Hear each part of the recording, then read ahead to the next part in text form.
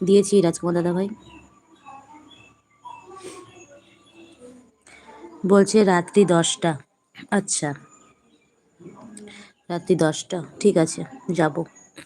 দেব বলছে কিন্তু সকলকে একটা কথা বলি, এখন কেউ মেয়ে দেখতে গেলে পাক্কা মুখ দেখবে, অনেকজনের দাঁত থাকে না 4টে করে।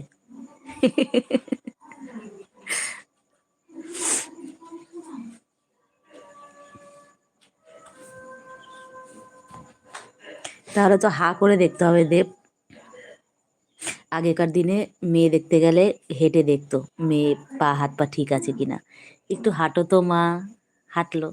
একটু চুলটা খুলে দেখাও তো, এটা আমার শোনা কথা। আগেকার দিনে সব বড় বড় চুল, মানে কত বড় বা গোছ কতটা, চুল খুলে দেখাও।